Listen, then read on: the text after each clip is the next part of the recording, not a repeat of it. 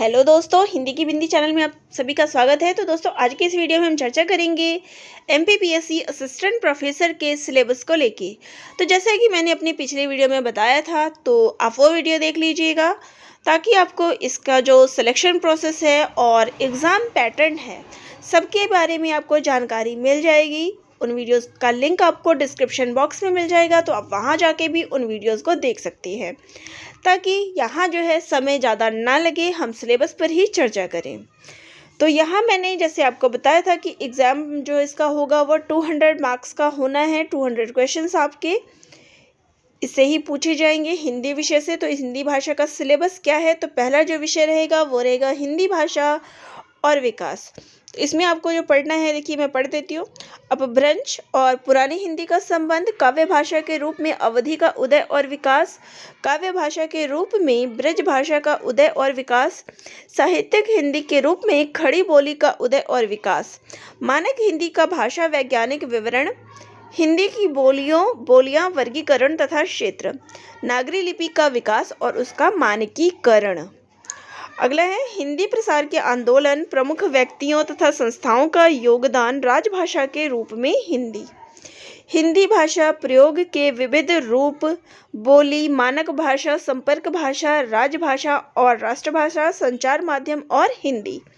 तो ये इकाई 1 से था। इकाई 2 में जो आपको पढ़ना है वो है हिंदी साहित्य का इतिहास दर्शन, हिंदी साहित्य के इतिहास लेखन की पद्धतियाँ, हिंदी साहित्य के प्रमुख इतिहास ग्रंथ, हिंदी के प्रमुख साहित्यिक केंद्र, संस्थाएं एवं पत्र पत्रिकाएं, हिंदी साहित्य के इतिहास का काल विभाजन और नामकरण, आदिकाल जिसमें आपको पढ़ना है हिंदी साहित्य का आरंभ कब और कैसे, रासो साहित्य, आदिकालीन हिंदी का जैन साहित्य, सिद्ध और नाथ साहित्य, अमीर खुसरो की हिंदी कविता, विद्यापति और उनकी पदावली, आरंभिक गद्य तथा लौकिक साहित्य, मध्यकाल में भक्ति काल की पूर्व पीठिका, भक्ति आंदोलन के उदय के सामाजिक सांस्कृतिक कारण, भक्ति काव्य का स्वरूप, प्रमुख निर्गुण एवं सगुण संप्रदाय, निर्गुण सगुण का संबंध तथा साम्य और वैषम्य, यानी कि दोनों में क्या समानता और अंतर है, वैष्णव भक्ति की सामाजिक सांस्कृतिक पृष्ठभूमि,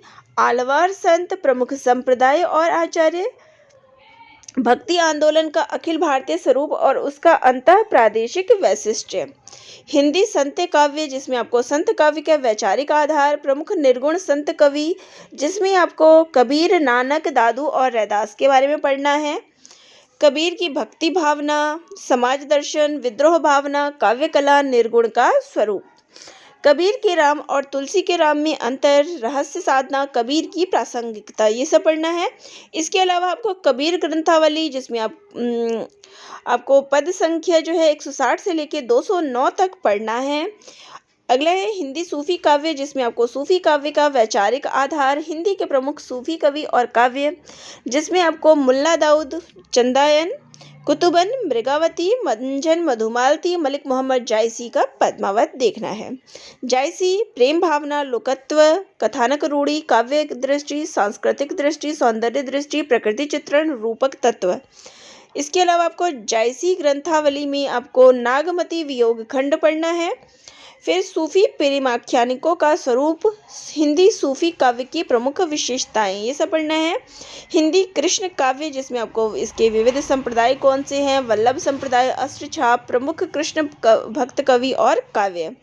इसके अलावा आपको सूरदास में आपको सुरसागर पढ़ना है, भक्ति भावना, वात्सल्य वर्णन, गीति तत्व, माधुर्य और श्रृंगार वर्णन, लोक तत्व, सौंदर्य बोध, प्रकृति चित्रण, भ्रमर गीत, अंतर्वस्तु और विद्वत्ता, लीला भाव।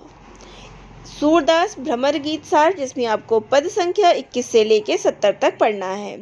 नंददास की रास पंचाध्यायी, भ्रमर गीत परंपरा, गीति परंपरा और हिंदी कृष्ण काव्य, मीरा और रसखान को पढ़ना है।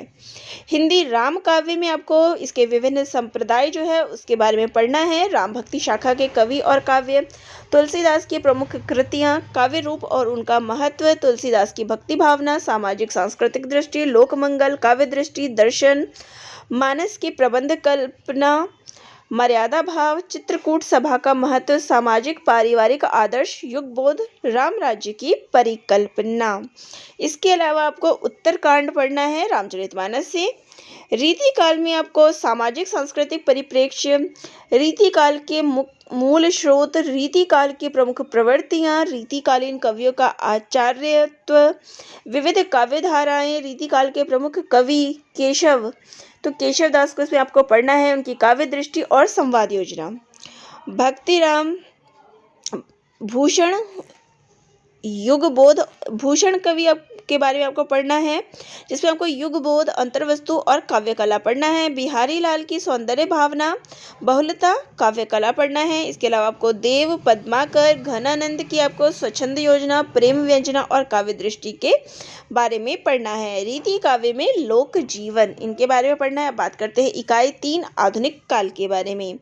तो इसमें आपको आधुनिकता अवधारणा और उसके उदय की पृष्ठभूमि, हिंदी गद्य का उद्भव और विकास, भारतेंदु पूर्व हिंदी गद्य, 1857 की राज्य क्रांति और सांस्कृतिक पुनर्जागरण, हिंदी पुनर्जागरण और भारतेंदु और उनका मंडल, 19वीं शताब्दी के उत्तरार्ध की हिंदी पत्रकारिता। आगे बात करते हैं अब द्विवेदी युग से क्या क्या आएंगे। तो महावीर प्रसाद द्विवेदी और उनका युग, हिंदी नवजागरण तथा नवजागरण और सरस्वती काव्य भाषा के रूप में खड़ी बोली की प्रतिष्ठा, हरिऔध, मैथिली शरण गुप्त और राष्ट्रीय काव्य धारा के प्रमुख कवि, स्वच्छंदतावाद और उसके प्रमुख कवि। अब बात करते हैं स्वच्छंदतावाद और छायावाद से। तो छायावाद सामाजिक सांस्कृतिक दृष्टि, वैचारिक पृष्ठभूमि, स्वाधीनता की चेतना, गांधी का प्रभाव। छायावादी की काव्य की प्रमुख विशेषताएं, छायावाद में रहस्यानुभूति का स्वरूप, छायावाद काव्य में नारी, छायावादी कवियों का सौंदर्य बोध, छायावादी काव्य में प्रगीति तत्व, छायावाद की काव्य भाषा। आगे है छायावाद, जिसमें आपको शक्ति काव्य, प्रबंध कल्पना की नवीनता, छायावाद के प्रमुख कवि पढ़ना है। प्रसाद के बारे में यानी जयशंकर प्रसाद के बारे में उनका जीवन दर्शन, सांस्कृतिक दृष्टि, सौंदर्य चेतना, समरसता और आनंदवाद। कामायनी के में रूपक तत्व, कामायनी का प्रबंध विन्यास, कामायनी आधुनिक संदर्भ, कामायनी की विश्व दृष्टि। कामायनी में आपको श्रद्धा और ईड़ा सर्ग जो है इसमें आपको पढ़ना है।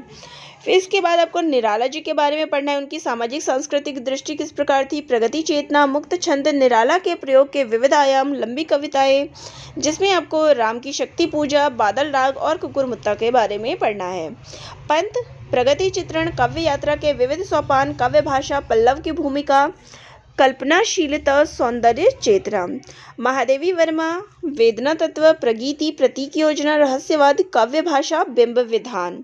वैचारिक पृष्ठभूमि, मार्क्सवाद, मनोविश्लेषणवाद और अस्तित्ववाद, इन सब के बारे में आपको पढ़ना है।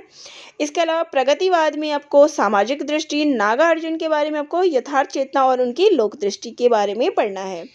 केदारनाथ अग्रवाल, प्रकृति चित्रण और सौंदर्य बोध के बारे में उनका पढ़ना है। प्रयोगवाद, वैष्टि चेतना, अजय प्रयोग धर्मिता और काव्य भाषा के बारे में। इसके अलावा आपको असाध्य वीणा और नदी के द्वीप पढ़ना है अंग्रेजी का। प्रयोगवाद और नई कविता में वैष्टि और समष्टि का बोध, मुक्ति बोध, समाज बोध, फैंटेसी और उनकी कविता अंधेरे में पढ़ना है। समकालीन कविता, काल संशक्ति और लोक संशक्ति, रघुवीर सहाय के बारे में पढ़ना है। राजनीतिक चेतना और काव्य भाषा। इसके अलावा कुंवर नारायण, मिथकीय चेतना और उनकी काव्य दृष्टि क्या है। अब बात करते हैं इकाई 4 हिंदी साहित्य की गद्य विधाओं के बारे में। गल्प और इतिहास के बारे में, कल्पना और यथार्थ। इसके अलावा हिंदी उपन्यास, मध्य वर्ग का उदय और उपन्यास और यथार्थ तथा उसके विविध स्वरूप, उपन्यास और आधुनिकता, हिंदी उपन्यास और स्वाधीनता आंदोलन, स्वाधीन भारत के हिंदी उपन्यास में नायक और नायिका की अवधारणा, उसका बदलता स्वरूप, हिंदी उपन्यास में शिल्पगत प्रयोग। प्रेमचंद पूर्व उपन्यास आपको पढ़ना है, जिसमें मुख्य रूप से आपको परीक्षा गुरु और चंद्रकांता की वस्तु और शिल्प के बारे में पढ़ना है। प्रेमचंद युगीन उपन्यास में गोदान, उसके मुख्य पात्र, यथार्थ और आदर्श की जो बात कही गई है उसके बारे में, वस्तुतः शिल्प वैशिष्ट, गोदान और भारतीय किसान, गोदान में गांव और शहर, महाकाव्यात्मक उपन्यास की परिकल्पना, यानी कि आपको गोदान उपन्यास मुख्य रूप से पढ़ना है। इसके अलावा प्रेमचंदोत्तर उपन्यास की बात करें तो उसमें आपको अज्ञे जी का शेखर एक जीवनी, उसका वस्तुशिल्पगत वैशिष्ट्य, शेखर के चरित्र का वैशिष्ट्य, उपन्यास और काव्यात्मकता, मनोविज्ञान के आयाम के बारे में पढ़ना है। इसके अलावा आपको जैनेन्द्र हजारी प्रसाद द्विवेदी का आपको बाणभट्ट की आत्मकथा, इतिहास और सांस्कृतिक चेतना, भाषा शिल्प वैशिष्ट्य, आत्मकथा का तात्पर्य क्या है, आधुनिकता, निपुणिका और नारी मुक्ति की आकांक्षा। यानी कि आप जब ये पढ़ लेंगे बाणभट्ट की आत्मकथा तो आपके सारे डाउट्स इसमें क्लियर हो जाएंगे। इसके अलावा जो और कवियों को पढ़ना है वो है यशपाल जी को, अमृतलाल नागर जी को और फणीश्वर नाथ रेणु को। जब आप पढ़ेंगे तो उनका मैला आंचल जो है आपको पढ़ना है। इसके अलावा आपको भीष्म साहनी, कृष्णा सोबती, निर्मल वर्मा, नरेश मेहता, श्रीलाल शुक्ल, राही मासूम रजा, रांगे राघव और मन्नू भंडारी जी के बारे में पढ़ना है। हिंदी कहानी और प्रमुख कहानीकार, जिसमें आपको प्रेमचंद प्रसाद और जैनेन्द्र के बारे में पढ़ना है। प्रेमचंदोत्तर हिंदी कहानी, तो प्रमुख कहानी के आंदोलन क्या है, नई कहानी, संवेदना और शिल्प, तो हिंदी कथा साहित्य में स्त्री विमर्श, दलित विमर्श, इन सब के बारे में पढ़ना है। हिंदी नाटक, तो हिंदी नाटक और रंगमंच, इसके विकास के जो चरण हैं उनके बारे में पढ़ना है, इसकी प्रमुख प्रवृत्तियाँ। और नाटक में आपको भारतेंदुकृत, भारत दुर्दशा और अंधेर नगरी के बारे में पढ़ना है। प्रसाद के नाटकों में आपको चंद्रगुप्त और ध्रुव स्वामिनी को पढ़ना है। और प्रसादोत्तर नाटक की बात करें तो अंधा युग और आधे अधूरे के बारे में आपको पढ़ना है। इसके अलावा आपको 8वां सर्ग हिंदी एकांकी पढ़ना है। निबंध के प्रकार, तो इसमें प्रमुख निबंधकारों को जब आप पढ़ेंगे तो बालकृष्ण भट्ट और रामचंद्र शुक्ल जी को आपको पढ़ना है। और चिंतामणि को आप पढ़ लीजिएगा, इनकी पुस्तक चिंतामणि। शुक्लोत्तर निबंधकार में आपको हजारी प्रसाद द्विवेदी, कुबेरनाथ राय और विद्यानिवास मिश्र को पढ़ना है। इसके अलावा आपको हरिशंकर परसाई जी को पढ़ना है।